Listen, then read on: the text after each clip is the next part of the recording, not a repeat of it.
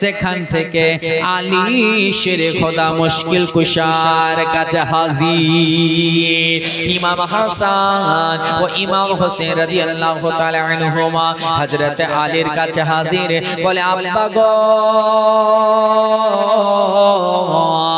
আমরা দু ভাই আপনার কাছে একটা ফয়সালা নামার জন্য এসেছি আব্বা, আপনি আমাদের সে ফয়সালাটা করে দেন। আলী বলতে আছে কি হয়েছে রে বেটা বল। বলে আব্বা গো, হাসান হোসেন বলতে আছে আমার বড় ভাই হাসান হাতের লেখা লিখেছে, আর হাসান বলছে আমার ছোট ভাই হোসেন হাতের লেখা লিখেছে। আব্বা, হাসান বলতে আছে আমার সুন্দর, আর হোসেন বলতে আছে আমার সুন্দর। তো আব্বা আপনি ফয়সালা করে দেন কার হাতের লেখনীটি ভালো। এদিকে বলতে আছে তোমরা কি তোমার নানার কাছে যাওনি? হ্যাঁ গিয়েছিলাম। তো কি হয়েছে?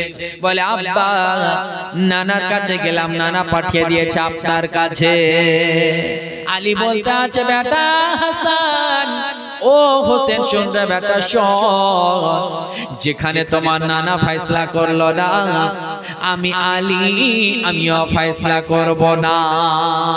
বেটা তোমরা যাও, তোমরা আমার কাছ থেকে তোমার মা ফাতেমার কাছে চলে যাও, আর ফাতেমা এর ফয়সালা এবং এর সমাধান করে দেবে। ইমাম হাসান ও হুসাইন আব্বা জানের কাছ থেকে এবার হযরত ফাতেমা রাদিয়াল্লাহু তাআলা আনহা কাছে চলে আসলেন। আসার পরে দেখতে আছেন হযরত ফাতেমা দেখছেন দুই সন্তান আপনার যেন আতঙ্কিতর মতো হয়ে আছে। চট করে ফাতেমা বলছে বেটা রে এমন কেমন হয়ে আছে বেটা বলো। বলে মা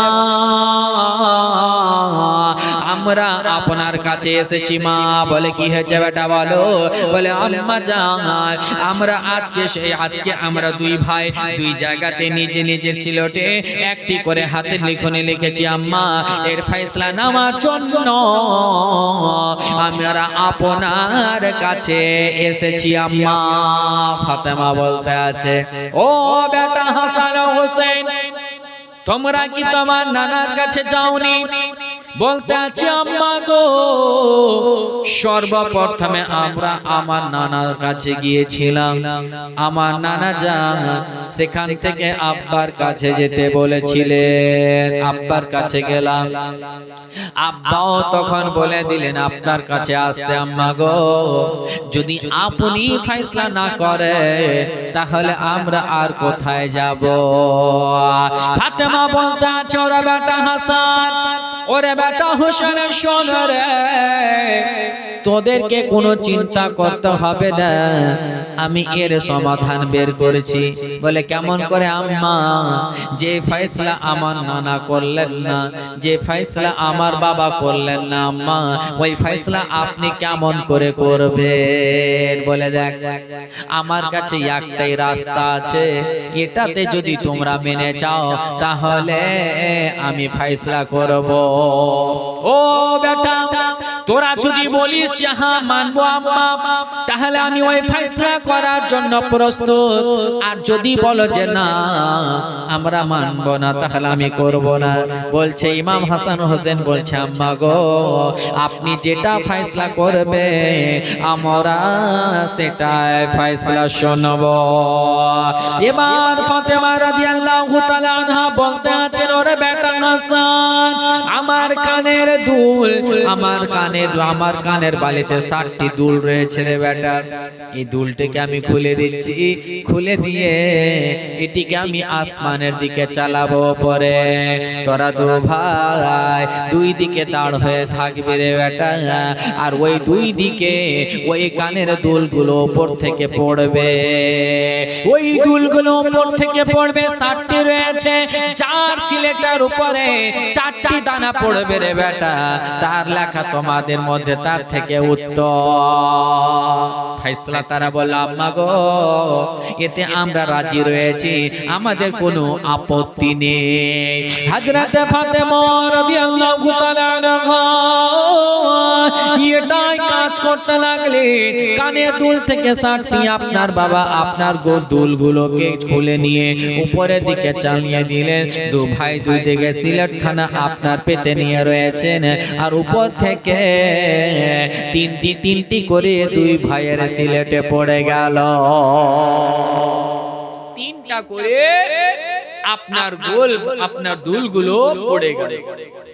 একটি আটকে থেকে গেছে, উপরে আছে। এটা আটকে থাকার কারণ হলো এটা এমনি আটকে নাই, আল্লাহর হুকুমে আটকে আছে। জোরে বলুন সুবহানাল্লাহ। আল্লাহ তাআলার হুকুমে আটকে রয়েছে, ঝুলন্ত অবস্থা রয়েছে। মহান আল্লাহ পাক বলে জিবরিল আমিন কা বলেন, ওরে জিবরিল যাও রে জিবরিল যাও, আমার হাবিবের নামাজ যে ফয়সালার জন্য আকাঙ্ক্ষিত রয়েছে, এখন যে একটাই দানা উপরে রয়েছে রে জিবরিল যাও, সেটাকে তুমি 2 ভাগে বিভক্ত করে দাও। এজন্য যদি একটা যদি ইমাম হাসানের কাছে পড়ে যায়, তার যদি 4টা হয়ে যায় হোসেন দুঃখ পেয়ে যাবে, আর যদি হোসেনের কাছে 4টা হয়ে যায় রে, তাহলে হাসান দুঃখ পেয়ে যাবে। আর দুইজনের কারো মধ্যে যদি একজন দুঃখ পেয়ে যায়, ফাতেমা দুঃখ পেয়ে যাবে। যেখানে ফাতেমা দুঃখ পেয়ে যাবে, সেই জায়গায় আমার প্রিয় হাবিব দুঃখ পেয়ে যাবে। হযরত জিবরিল আমিন সঙ্গে সঙ্গে আসলেন। আসার পরে ওই 7 নম্বর দুল যেটা উপরে থেকে গিয়েছিল 3টি করে, তারা দেখে তো বাবা খুশি, কিন্তু একটি সবাই দেখে তাকিয়ে আছে। ইমাম হাসানও দেখছেন, ইমাম হোসেনও দেখতে আছেন যে এই দুলটা কার সিলেটের উপরে পড়তে আছি। আহ সুবহানাল্লাহ। এখন দেখছে 3টা এদিকে আর 3টা এদিকে, ওটা তো ঠিক আছে, কিন্তু একটা এটা যা আছে এটা যেখানে পড়বে তারটাই ভালো হবে। দোনো ভাই উপরে তাকিয়ে আছে। এবার কিছুক্ষণ পরে দেখতে আছে জিবরিল আমিন ওই শেষ দুলটাকে আপনার সুন্দরভাবে 2 ভাগে ভাগ করে দিলেন। 2 ভাগে ভাগ করে দেওয়ার পরে সমান সমান ওই ইমাম হাসান এবং হোসেনে আর পেলে আপনার সিলেটের মধ্যে পড়ে গেল। যেমন দেখা 2 ভাই দেখতে আছে, এদিকে ইমাম হাসানের কাছে অর্ধেক পড়ে গিয়েছে, আর এদিকে ইমাম হোসেনের কাছে অর্ধেক পড়ে গিয়েছে। বুঝা গেল যে 2 ভাইয়ের লেখা হচ্ছে একই মতন সুন্দর। জোরে বলুন সুবহানাল্লাহ। আর বেরাদারিয়ে ফয়সালাটা কে করলেন? স্বয়ং আল্লাহ করলেন। জোরে বলুন সুবহানাল্লাহ। এই হচ্ছে ইমাম হাসান ও হুসাইন। সুবহানাল্লাহ। আসুন, কিতাবের মধ্যে বলা হয়েছে আয়াতে মুবাহালা, যে আপনার যে আয়াত অবতীর্ণ হয়েছে সেটা হচ্ছে আহলে বাইতের জন্য। জোরে বলুন। এই আয়াতে মুবাহালা আপনার অবতীর্ণ হয় দুই গিরোহ, একটা হচ্ছে আপনার ইসলাম আর একটা হচ্ছে ইসলামের দুশমন। আমার নবী মুস্তাফা সাল্লাল্লাহু তাআলা আলাইহি ওয়াসাল্লামের কাছে একটা নাজরানের ঈসাই এসে অনেক প্রশ্ন করতে লাগলেন। তার মধ্যে বলছে যে হযরত ঈসা আলাইহিস সালাম হচ্ছে আল্লাহর বেটা। নাউজুবিল্লাহ। যেমন আমার বিশ্ব নবীর কাছে ওই নাজরানের ঈসাই বলতে আছে যে ঈসা আলাইহিস সালাম হলেন আল্লাহর পুত্র। আমার বিশ্ব নবী সাল্লাল্লাহু তাআলা আলাইহি ওয়াসাল্লাম তাকে ভালোভাবে বুঝাচ্ছেন, এত সুন্দরভাবে বলে দিল বলে দেওয়ার পরেও সে ঈসাই মানতে রাজি নয়, তখন সঙ্গে সঙ্গে আয়াতে মুবাহালা আপনার অবতীর্ণ হয়ে গেল। যেমন অবতীর্ণ হওয়া তখনই আয়াতে এটাই বলতে আছে, হে মাহবুব এর জন্য প্রস্তুত হয়ে যাও দুয়ার জন্য। একদিকে তুমি নিজের খানদানকে নেবে, নিজের ঘরানাকে নেবে, আর সেও নিজের ঘরানাকে নেবে। এভাবে আমার বিশ্ব নবী ওই ঈসাইকে বলল যে শোনো শোনো, তাহলে শোনো, আমার ইসলাম হককে না তোমাদের হককে, এবার কার শক্ত হবে? আমরা দুইজনে চলে, আমরা নিজের নিজের কাফিলা নিয়ে, নিজের নিজের ঘরানা নিয়ে ওই মাঠে গিয়ে দোয়া করব। ওই দোয়া করাতে যার দোয়া কবুল হবে, যার এক অপরের জন্য বা দোয়ার জন্য দোয়া করা হবে, যে মারা যাবে নিস্তনাবুদ হবে, তার ধর্ম হচ্ছে বেকার। এই বলার পরে ওই নাজরানে ঈসাই প্রস্তুত, বলে জি হ্যাঁ আমি রাজি। তখন আমার বিশ্ব নবী সাল্লাল্লাহু তাআলা আলাইহি ওয়াসাল্লামে দুয়ার জন্য নিলেন। আইনা আলী, আলী কোথায়? হযরতে আলীকে ডাকলেন, ফাতেমাকে ডাকলেন, হাসানকে ডাকলেন, হুসাইনকে ডাকলেন। জোরে বলো। হযরতে ইমাম হাসানকে আমার বিশ্ব নবী সাল্লাল্লাহু তাআলা আলাইহি ওয়াসাল্লাম ইমাম হাসানকে বললেন, ওরে হাসান তুমি ডান দিকের আমার আঙ্গুল ধরো। সুবহানাল্লাহ। হযরত ইমাম হাসান আমার বিশ্ব নবী ডান হাতের আঙ্গুল ধরলেন। ইমাম হোসেনকে বলেন, হোসেন রে তুমি আমার বাম হাতের আঙ্গুল ধরো। বাম হাতের আঙ্গুল ধরলেন। এবার ফাতেমা রাদিয়াল্লাহু তাআলা আনহাকে আমার নবী বলতে আছেন, ফাতেমা ওরে বেটি ফাতেমা, আমার চাদরের কালে কামলেওয়ালা তা চাদরের তুমি দামান ধরো। আমার নবী মুস্তাফার সেই চাদর মোবারকে হযরতে ফাতেমা দামান খানা ধরে নিলেন। আর আলীকে বললেন, ও আলী তুমি ফাতেমার চাদরের দামান থামো। জোরে বলুন সুবহানাল্লাহ। এমন ভাবে বাবা ওই ময়দানে আমার নবী মুস্তাফা যাওয়ার জন্য প্রস্তুত হয়ে গেলেন। এবার আমার নবী হাঁটছেন আগে আগে, যেখানে যেখানে কদম পড়ছে সেই জায়গাতে হযরতে ফাতেমা কদম ফেলছেন, আর যেখানে যেখানে ফাতেমার কদম সেই কদমে আলী কদম ফেলতে আছি। এমন ভাবে বাবা আপনার সেবা দুয়ার জন্য প্রস্তুত হয়ে গেছে। এবার আহলে বাইতকে নিয়ে আমার নবী মুস্তাফা আগে বাড়ছে। এক ডান দিকে ইমাম হাসান, বাম দিকে ইমাম হোসেন, পিছনে হযরতে ফাতেমা, আর তারপরে হচ্ছে হযরতে আলী শেরে খোদা মুশকিল কুশা। এমন প্রস্তুতিতে একজন আপনার ঈসাইদের পাদ্রী সে দেখে তাজ্জব হয়ে গেল। তখন বলতে আছে, আমারে ঈসাই শোনো, যেইভাবে মুহাম্মদ নিজের আহলে বাইতকে নিয়ে চলে আসছে দোয়া করার জন্য, এখন যদি দোয়া করে দেয়, এখন যদি দোয়া করে দেয়, আর দোয়ার সিস্টেমটা নবী মুস্তাফা বলে দিয়েছে, ও হাসান ও হোসেন ও ফাতেমা আলী শোনো, আমি দোয়া করব আর আমার পরে তোমরা বলবে আমিন। জোরে বলো। নবী যেখানে দোয়া করবে আর আহলে বাইত সেখানে আমিন বলবে, সে দোয়ার আপনার বাবা কতটা গুরুত্ব রয়েছে। আল্লাহর কাছে কারেন্টের চাইতেও আপনার অতি তাড়াতাড়ি কবুল হবে। কিন্তু বেরাদার ওই যে ঈসাইদের মোড়া পাদ্রী দেখে তাজ্জব হয়ে গেলেন। ওই নাজরানের ঈসাই যে প্রস্তুত হয়েছিল মোকাবিলা করার জন্য, এবার ওই বড় পাদ্রী বলতে আছে, ওরে নাজরানের ঈসাই শোনো, তুমি কি দেখতে পাচ্ছ না এখন যেইভাবে যেই সিস্টেমে যেমন পদ্ধতিতে মুহাম্মদ নিজের আহলে বাইতকে নিয়ে পাঁচ পাঞ্জাতন চলে আসছে, এখন যদি দোয়া করে দেয় আর যদি ইহুদিদের নাসরানীদের জন্য, ঈসাইদের জন্য, তোমাদের জন্য, তাওহীদের জন্য দোয়া করে দেয় কিয়ামত পর্যন্ত কোন নাসরাদের পরিচয় থাকবে না। আল্লাহু আকবার।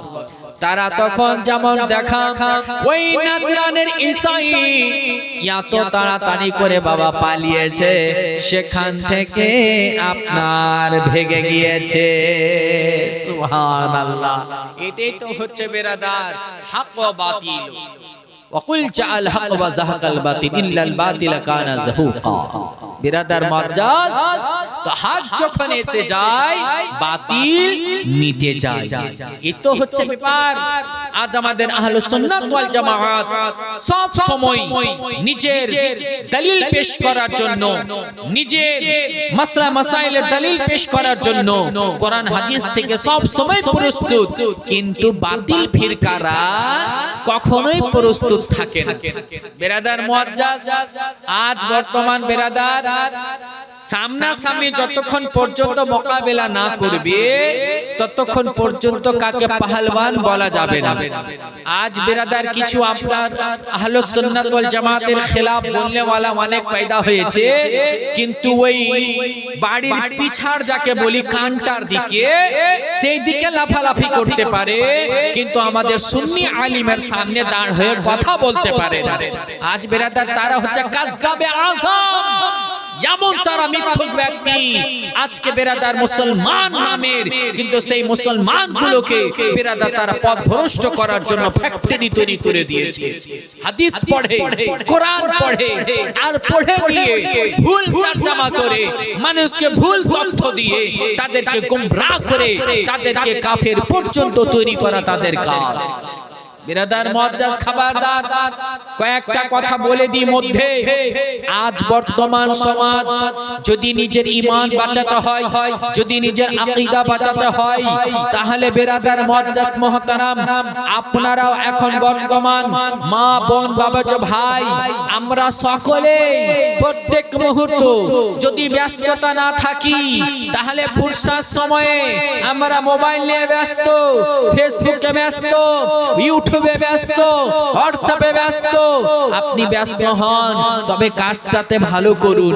সেই সময় ভালো জিনিস শুনুন, সুন্নি আলিমদের আকীদামূলক কথা শুনুন, যেটা শরীয়তের মধ্যে ভালো, যেটা শরীয়তের বিধান, যেটা শরীয়ত সম্মত, সেটা শুনুন। আর ওই আবল তাবলদের কথা শুনে আবল তাবলদের কিছু আকীদা খারাপ করে বিরাদার মুআজ্জাজ নিজের আকীদাকে খারাপ করতে চান না। এই কয়েকদিন থেকে ভাই জুবায়ের সাহেব একজন শুধু বারবার হোয়াটসঅ্যাপে যে দেখবেন বুখারী শরীফের লিংক পাঠাচ্ছে। তা আমি বললাম যে বাবু, এটা কোথা থেকে তুমি পেলা? বলছে আমি ইউটিউবে দেখেছিলাম, ফেসবুকে ছিল। আমি বললাম ফেসবুকে বুখারীর কাতিব নাই, বুখারীর মাতানে বুখারীর কাতিবের সব লেখা আছে। তো বুখারীর মাতান যেটা আছে ওখান থেকে তুমি হাদিসটা পাঠাও, আমি বলে দেব ইনশাআল্লাহ কোথায় কি আছে। আর এই যে তোমার বাংলাতে লিখে এভাবে করে, কারণ যে ডক্টরই বুঝতে পারে কোনটা ডুপ্লিকেট 2 নম্বর ওষুধ আর কোনটা 1 নম্বর ওষুধ। সিরাপ দেখে আর প্রিন্ট দেখে তো শুধু বললে হবে না যেটা ভালো আর মন্দ। তো কথা হচ্ছে তারা এমন এমন কথা লিখবে আর ফালা ফালা হাদিসের নাম দিয়ে দিবে। এ বিরাদার মুআজ্জাজ মুহতারাম, কত সহজ নয় যে হাদিস পড়ে আর বুঝে গেলে কি বলতে চাইছে।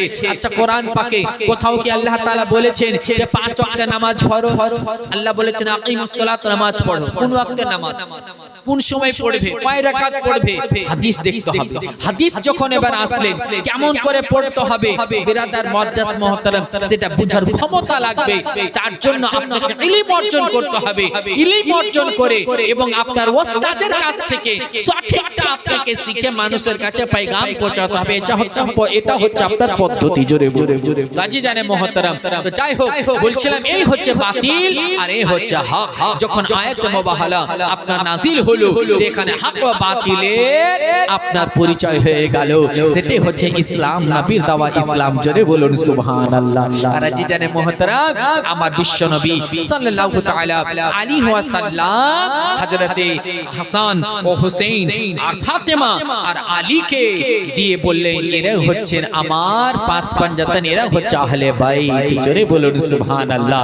যারা এদেরকে ভালোবাসলো, যারা এদের সঙ্গে মোহাব্বত করলো, যারা যারা এদের সঙ্গে আন্তরিকতা ভালোবাসা রাখলো তাদেরকে আল্লাহ তাআলাও ভালোবাসবেন। জোরে বলুন সুবহানাল্লাহ।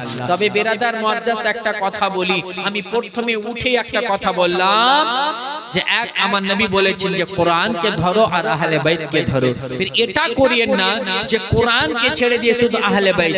যদি এরকম যদি হয় তাহলে কেউ হয়ে যাবে রাফজি আর কেউ হয়ে যাবে আবার খারিজি, কারণ দুই দলে বিভক্ত হয়ে যাবে। তাহলে বেরাদার মুআজ্জাজ রাফজি হতে গেল বরবাদ, খারিজি হতে গেল বরবাদ। কামিয়াব যদি হবে তাহলে কে হবে? সেটা হচ্ছে আহলে সুন্নাত ওয়াল জামাত। জোরে বলুন সুবহানাল্লাহ। আমার বিশ্ব নবী সাল্লাল্লাহু তাআলা আলাইহি ওয়াসাল্লাম বলতে আছেন মান মাতা আলা হুব্বি আলে মুহাম্মদ মাতা মুমিন। জোরে বলুন সুবহানাল্লাহ। যেই ব্যক্তি নবীর আওলাদের মোহাব্বতে মারা গেল মাতা মুমিনান, সে মুমিন মারা গেল। জোরে বলুন। ওয়া মান মাতা আলা হুব্বি আলে মুহাম্মদ সাল্লাল্লাহু তাআলা আলাইহি ওয়াসাল্লাম মাতা শাহীদা। আর যেই ব্যক্তি আলে নবীর আওলাদের মোহাব্বতে মারা গেল সে শহীদ মারা গেল। ওয়া মান মাতা আলা হুব্বি আলে মুহাম্মদ সাল্লাল্লাহু তাআলা আলাইহি ওয়াসাল্লাম। আর যেই ব্যক্তি নবী মুস্তাফা আওলাদের মোহাব্বতে মারা গেল বলছে মাতা আহলে সুন্নাত ওয়াল জামাত, সে আহলে সুন্নাত ওয়াল জামাতে মারা গেল। জোরে বলুন সুবহানাল্লাহ। আর যেই ব্যক্তি আহলে বাইতের বুগজ ও কিনাতে মারা গেল মাতা কাফিরা, সে কাফির হয়ে মারা যাবে, সে আপনার মুনকির হয়ে মারা যাবে। তো আহলে বাইতের সঙ্গে বুগজ কিনা করা চলবে না, মুহাব্বত করতে হবে। আজিজানে মুহতারাম, এবার আসুন বিশ্ব নবী সাল্লাল্লাহু তাআলা আলাইহি ওয়াসাল্লামের নিজের নওয়াজদের সঙ্গে মুহাব্বত এবার দিন বা দিন বাড়তে যাচ্ছে, চলে যাচ্ছে। আপনার যখন হযরতে ইমাম হোসেন রাদিয়াল্লাহু তাআলা আনহু যখন বয়স হয়ে গেছে 6, নবী মুস্তাফা সাল্লাল্লাহু তাআলা আলাইহি ওয়াসাল্লাম আপনার আসরের নামাজ পড়াচ্ছেন। আর হযরতে ইমাম হোসেন রাদিয়াল্লাহু তাআলা আনহু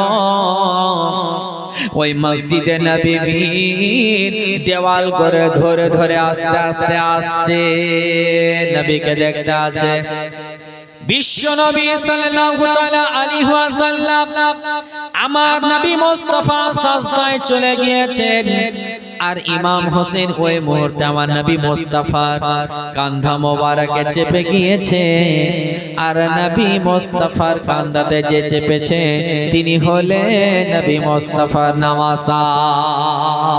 নবী এক জায়গায় বলে কে হোসেন আমার থেকে আর আমি হোসেন থেকে। জোরে বলুন সুবহানাল্লাহ। হযরত ইমাম হোসেন রাদিয়াল্লাহু তাআলা আনহু যেমন চেপে যাওয়া, তখন বেরাদার ফেরেশতা বলতে আছে এটা কি? তখন আল্লাহ তাআলা বলতে আছেন ও জিবরিল দাঁড়াও, এতে একটা রাজ রয়েছে। তখন কি রাজ? যাও মাহবুবকে বলে দাও যতক্ষণ পর্যন্ত হোসেন নিজের মারজিতে কান্দা থেকে না নেমেছে ততক্ষণ পর্যন্ত যেন না নামানো হয়। হযরত ইমাম হোসেন রাদিয়াল্লাহু তাআলা আনহু আমার বিশ্বনবী কান্দা মোবারকে আপনার চেপে রয়েছে, আমার বিশ্বনবী আপনার সাজদায় রয়েছেন।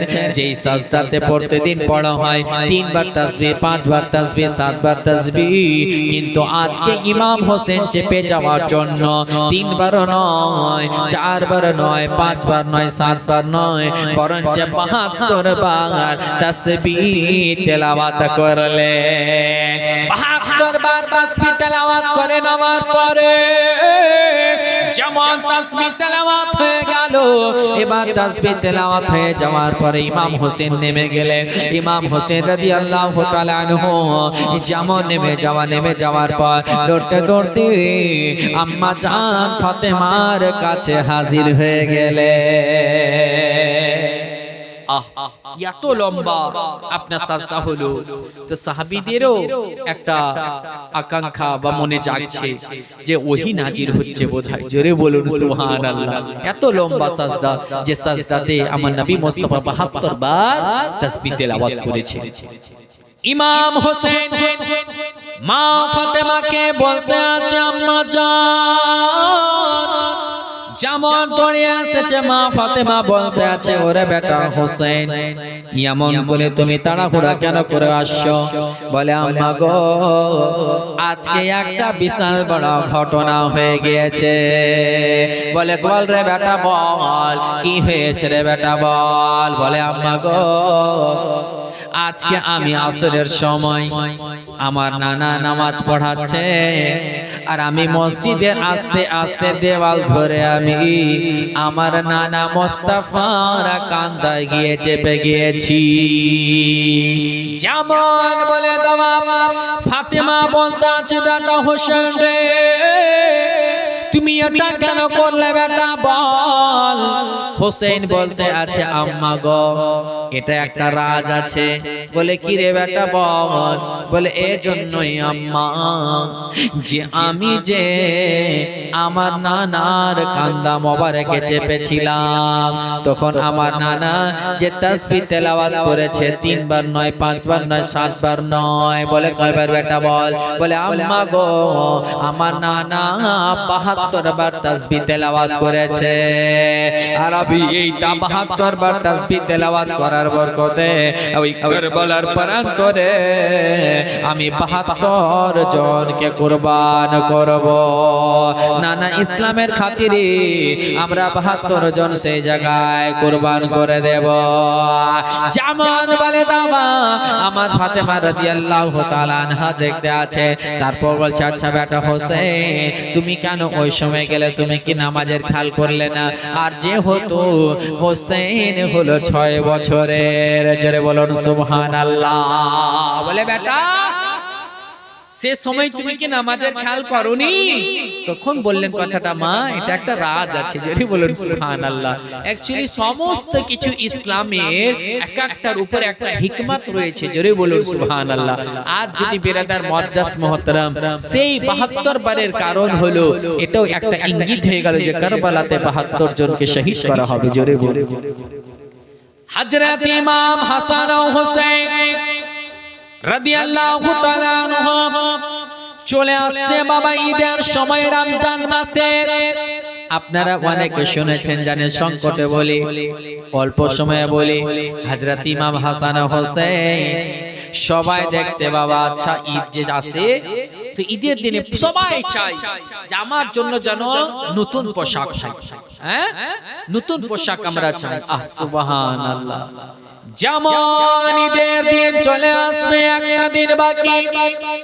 হযরত ইমাম হাসান ও হুসাইন মা ফাতেমা রাদিয়াল্লাহু তাআলা আনহা কে বলতে আছেন আম্মা জান ঈদের দিন চলে আসে আম্মা গো সবাই নতুন নতুন কাপড় পরবে আম্মা আমরা কি নতুন পোশাক পরিধান করতে পাবো না মা ফাতেমা বলতে আছে হ্যাঁ রে বেটা হ্যাঁ তো আমরাও পড়তে পাবে রে বেটা বলে আম্মা গো আমরা যখন পড়তে পাবো তো কই বলে বেটা তোমরা চিন্তা করিও না সকালে ঈদের দিনে তোমরা সেই নতুন পোশাক পরে ঈদগাহতে যাবে এবার ফাতেমা বলে দিয়েছে ইমাম হাসান ও হুসাইন এত খুশি রয়েছে এত খুশি হয়ে আছে বাবা সকাল হতে গেলে নতুন পোশাক পরে যাবে ঈদগাহের ময়দানে আর এদিকে হযরতে ফাতেমা তখন বাবা আপনার যেহেতু ছেলেকে বলে দিয়েছে নতুন পোশাক কোথা থেকে আনবে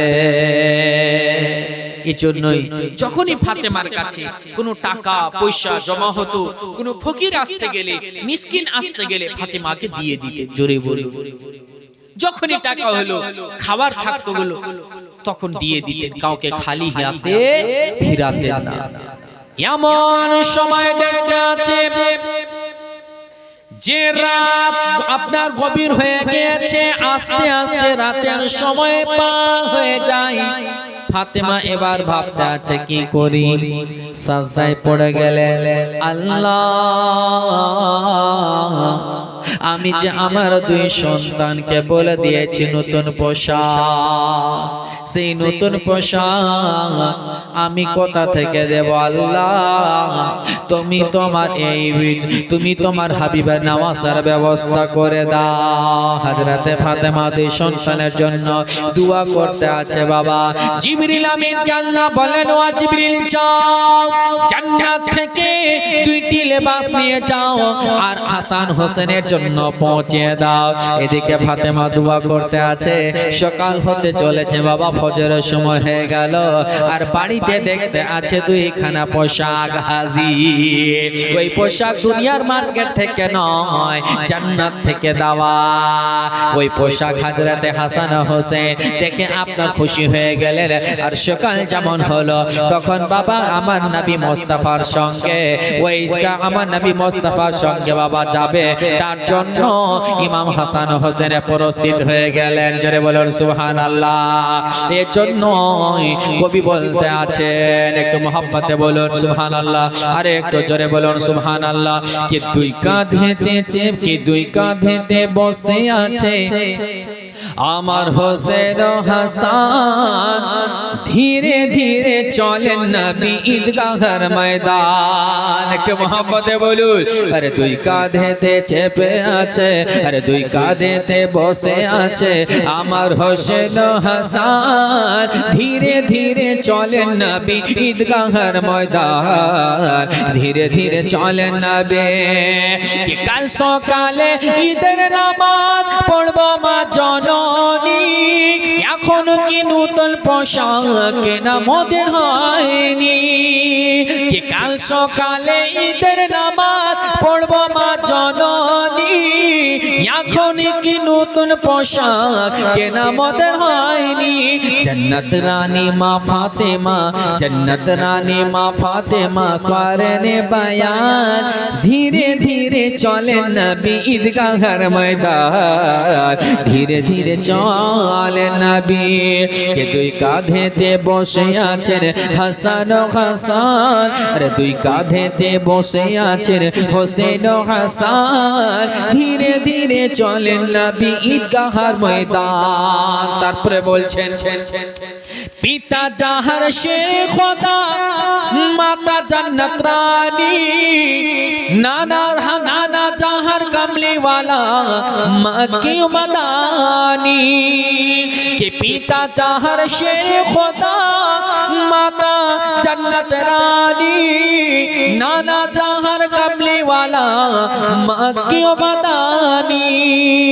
কারবালাতে শহীদ হয়ে বাঁচাবো ঈমান, ধীরে ধীরে চলেন নবী ঈদগাহের ময়দান, ধীরে ধীরে চলেন নবী ঈদগাহের ময়দান, ধীরে ধীরে চলেন নবী ঈদগাহের ময়দান। তারপরে বলছেন কি চলো চলো চলো নানা, দেরি আর করো না, দেরি করিলে নানা ঈদের নামাজ পাবো না।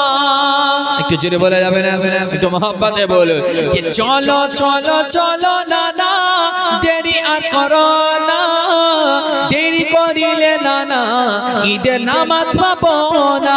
শোনো নাতি শোনো নাতি আমি তোমাদের নানা জান, শোনো নাতি শোনো নাতি আমি তোমাদের নানা জান, ইমামতি করব আমি রাসূলে আকরাম, ধীরে ধীরে চলেন নবী ঈদগাহের ময়দান, ধীরে ধীরে চলেন নবী ঈদগাহের ময়দান। দুই কাঁধেতে বসে আছে হাসান ও হোসেন, দুই কাঁধেতে বসে আছেন হোসেন ও হাসান, ধীরে ধীরে চলেন নবী ঈদগাহের ময়দান। এখানে অনেক বড় কথা আছে বাপ, যে রাস্তায় ইতিমকে দেখা হবে সেই ইতিমকে আমার রাসূল পাক সাল্লাল্লাহু আলাইহি ওয়াসাল্লাম দেখছেন, সবাই যাচ্ছে একটা ইতিম, দূরে ইতিম, একটা বেরাদার ঘুটা ধরে কান্না করতে আছে।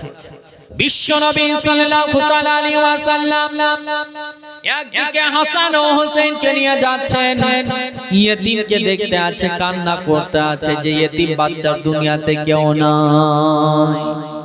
মা ছিল, মা মারা গেছে, বাবা ছিল, বাবা নাই, ভাই ছিল, ভাইও নাই, দুনিয়াতে যার কেউ নাই। যে এতিম বাচ্চা আজকে যে ঈদের দিনের মা, একটা বাচ্চা মাকে বলা যায় আম্মা গো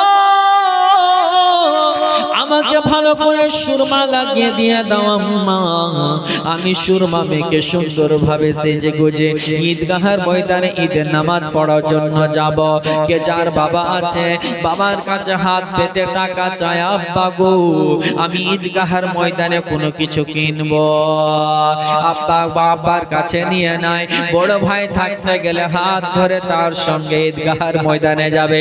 কিন্তু এমন একটা এতিম বাচ্চা রাস্তার ধারে বসে বসে কান্না করে, এমন কান্না করতে আছে, খাও বাবা আপনার দেখতে পাই না।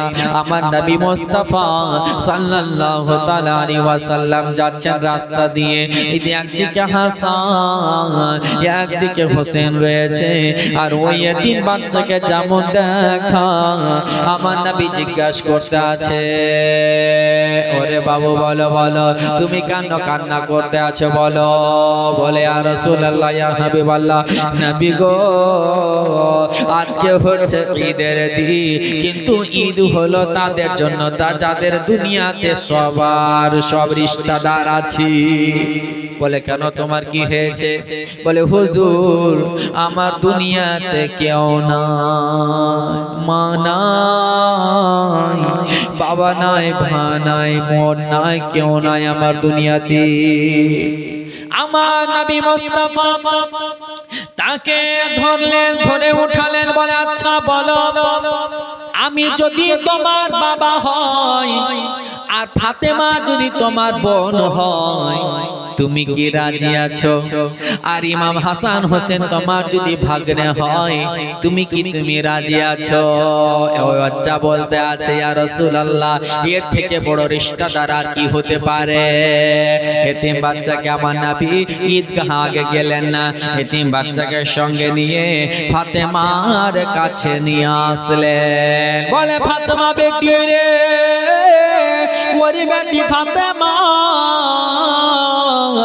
এমন একজনকে নিয়ে এসেছি তোমার যে ভাই হলো রে বেটি ফাতেমা, তাকে তুমি সুন্দর করে লালন পালন করে বেটি তাকে তুমি গোসল করিয়ে দাও, সুন্দর করে তাকে পোশাক পরিয়ে দাও। হযরতে ফাতেমা রাদিয়াল্লাহু তাআলা আনহা সেই এতিম বাচ্চাকে এমন ভাবে বাবা গোসল করালে, সেই এতিম বলে যে কি যেমন আমার মা গোসল করাচ্ছিলেন তেমনি মা ফাতেমা আমাকে গোসল করিয়ে দিলে। আমার বিশ্ব নবী তখন বলে দেওয়ার পরে মা ফাতেমা গোসল করিয়ে দিলেন, তাকে কাপড় পরিয়ে একদিকে হাসান হোসেন আর সঙ্গে সে এতিম বাচ্চাকে নিলেন। ওই বাচ্চা বাবা এত খুশি, এত আনন্দিত, এত খুশি, এত আনন্দিত যে আজ সেই দিনের মতো সে কোনোদিন খুশি পায়নি। কেন পাবে না? এর জন্য যে খুশি সঙ্গে নিয়ে যাচ্ছেন তিনি হলেন রাহমাতুল লিল আলামিন। সুবহানাল্লাহ, আমার নবীর সঙ্গে যাচ্ছে ঈদগাহের ময়দানে, যার দুনিয়াতে কেউ ছিল না তার ছিল রাসূলুল্লাহ। জোরে বলুন সুবহানাল্লাহ। কাল কিয়ামতের ময়দানেও যখন কেউ কারো থাকবে না, সবাই নফসি নফসি, তো কে সাহারা থাকবে? রাসূলুল্লাহ। জোরে বলুন। যে নবীকে আমরা ভুলে থাকি, সুবহানাল্লাহ, যে বিশ্ব নবী সাল্লাল্লাহু তাআলা আলাইহি ওয়াসাল্লাম আমার দয়ার নবী মুস্তাফা এই দুনিয়ার বুক থেকে যখন আপনার বিরাদার মুআজ্জাজ মুহতারাম 10 হিজরি যখন হয় আমার নবী এই দুনিয়া থেকে পর্দা করছেন। হযরতে ফাতেমা রাদিয়াল্লাহু তাআলা আনহা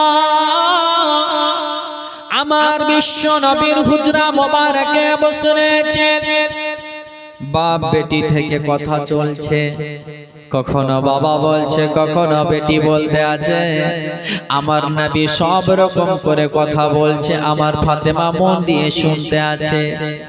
এবার হঠাৎ করে দরজায় একটা আওয়াজ, আমার ফাতেমা রাদিয়াল্লাহু তাআলা আনহা ওই আওয়াজ শুনে চলে আসলেন। আসার পরে দরজার কাছে বলে কে? বলে আমি একজন আরবি রয়েছি, আমি এসেছি আমার রাসূলুল্লাহর ইবাদত করার জন্য। ফাতেমা বলতে আছে যাও যাও, আজকে আমার আব্বা জান অসুস্থ রয়েছে, আজকে অনেক ব্যস্ততা রয়েছে, তুমি কালকে এসো। আবার ওই আরবি চলে গেলে। আবার বাবা ফাতেমা এবং আমার নবী মুস্তাফা কথাবার্তা বলতে আছেন। আগামী দিন হয়ে গেল, আবার কথা বলতে বলতে দেখতে আছে দরজায় ঠক ঠক করে আওয়াজ। ফাতেমা বলতে আছে কে? বাইরে থেকে আওয়াজ আসছে। বলে আমি আরবি যে গত কালকে এসেছিলাম। আবারও ফাতেমা বললেন যাও আজকে না কালকে এসো। আবার চলে গেল। আবার আমার নবী মুস্তাফার কাছে ফাতেমা বসে আছে। আমার নবী মুস্তাফার বয়ান শুনে ফাতেমা বলতে আছে আবার তৃতীয় দিন হয়ে গেল, আবারও দরজায় দেখছে ঠক ঠক করে আওয়াজ। বলে কিসের আওয়াজ? তখন ফাতেমা আসলেন। আসার পরে বলে কে? বলে আমি আরবি যে দিন ধরে আসতে আছি। বলে আজকে যাও যেমন বলে দেওয়া। আমার নবী মুস্তাফা বলতে আছে ও বেটি ফাতেমা, কে আছে রে বেটি বল। ফাতেমা রাদিয়াল্লাহু তাআলা আনহা আব্বাকে গিয়ে বললেন আব্বা গো, ওগো আব্বা, 3 দিন ধরে একজন আরবি চলে আসছেন আপনার ইবাদতের জন্য, আমি 3 দিনে ঘুরিয়ে পাঠাচ্ছি। আমার বিশ্বনবী বললেন তাই নাকি? বলে হ্যাঁ। বলে বেটি রে, ওরে বেটি ফাতেমা শোন শোন, এটা আরবি নয়, এটা যে এসেছে সে হচ্ছে যে বাপকে বাপ বেটি থেকে জুদা করে দেয়, স্বামীকে স্ত্রী থেকে জুদা করে দেয়, মাকে মেয়ে থেকে জুদা করে দেয়, বেটাকে মা থেকে অভিন্ন করে দেয়, আলাদা করে দেয়, পৃথক করে দেয়, এমন একজন যার নাম হলো ইজরাইল ফেরেশতা। জোরে বলুন সুবহানাল্লাহ। যেমন হযরত ফাতেমা রাদিয়াল্লাহু তাআলা আনহা শুনেছেন, তখন সঙ্গে সঙ্গে হযরত ফাতেমার চোখ দিয়ে ঝরঝর করে জল পড়তে লেগে গেল। আমার নবী মুস্তাফাকে বলতে আছে আব্বা গো, ইজরাইল ফেরেশতা মালাকুল মউত এখন কেন এসেছে? বলে বেটি রে, একদিন দুনিয়া থেকে সবাইকে যেতে হবে রে বেটি। এর আগে একবার আমার ফাতেমাকে আমার বিশ্বনবী আগে বলে দিয়েছিল বেটি ফাতেমা, আমি দুনিয়া থেকে যাওয়ার পর তুমি 6 মাস পরে পরে আমার ইন্তেকালের 6 মাস পরে তোমারও বেটি ইন্তেকাল হয়ে যাবে। এবার আমার বিশ্বনবী সাল্লাল্লাহু তাআলা আলাইহি ওয়াসাল্লাম ভীষণ জ্বরে। এবার আমার নবী মুস্তাফাকে জ্বর শরীরের মধ্যে লেগে আছে। এই সময় ইজরাইল আলাইহিস সালাম আসলেন।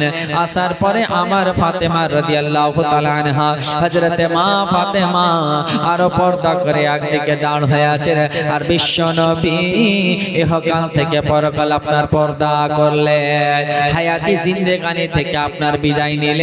আর ফাতেমা কান্নায় ভেঙে পড়লেন, এত কান্নায় ভেঙে পড়লেন, এত কান্নায় ভেঙে পড়লেন যেই ফাতেমা আমার বিশ্বনবীকে আপনার না দেখতে গেলে ফাতেমার দিল সুকুন পেত না। বাবা আমার দয়ার নবী মুস্তাফা ফাতেমাকে এত ভালোবাসতেন রে মা, এত ভালোবাসতেন, কালেজার টুকরা, ওরা মোয়াত্তা কালেজার টুকরা বলেছিলেন। আমার ফাতেমাকে নবী বলতে আছেন আমার ফাতেমা হচ্ছে আমার লাগতে জিগার, আমার হচ্ছে কালেজার টুকরা ফাতেমা। ওই ফাতেমা আর নবী মুস্তাফা থেকে আপনার জুদা হয়ে গেল। আগে এসে বলতেন আব্বা, সঙ্গে সঙ্গে রাসূলুল্লাহ উত্তর দিতেন হারে বেটি বল, কিন্তু আজ আর কথা হবে না, বিদায় হয়ে যাচ্ছে ফাতেমা, আপনার আত্মহারা হয়ে গেলে। এবার আমার নবী মুস্তাফা পর্দা করার কিছুদিন পর যেমন হযরতে ফাতেমা রাদিয়াল্লাহু তাআলা আনহা আপনার বাবা কান্নায় ভেঙে পড়েছেন, এত কান্নায় ভেঙে পড়েছেন যে হযরতে ফাতেমা রাদিয়াল্লাহু তাআলা আনহাকে হযরতে আলী রাদিয়াল্লাহু তাআলা আনহু এত বুঝাচ্ছেন, কিন্তু ফাতেমার কান্না থামে না। এর জন্য আরো কিতাবের মধ্যে বলা হয় যে আমার নবী মুস্তাফার পর্দা করে যাওয়ার পরে ফাতেমা আজ পর্যন্ত হাসেননি। হযরত ফাতেমা কান্না করতে আছেন, আলী বুঝাচ্ছেন, আরো খাদিমা কোন বলে ফাতেমা, ও ফাতেমা তুমি যদি কান্নায় ভেঙে পড়ো, ফাতেমা তোমার যে সন্তান যায়েনব রয়েছে, তোমার যে লাগতে জিগার হাসান রয়েছে, তোমার যে লাগতে জিগার হোসেন রয়েছে, এরা তো কান্নায় ভেঙে পড়বে ফাতেমা, এটা সবর করতে হবে। আল্লাহ তাআলা বলেন ইন্নাল্লাহা মা'আস সাবিরিন, সবর করতে হবে রে ফাতেমা। সব হযরতে আলী বুঝালেন, বুঝানোর পরে ফাতেমা বলতে আছে, ও হুজুর আলী আপনার কাছে আমার একটা আবদার, বলে কি, আমি আমার আব্বার রওজা মোবারক জিয়ারত করব। হযরত আলী বললেন ঠিক আছে, যেমন বলে দাও ফাতেমা।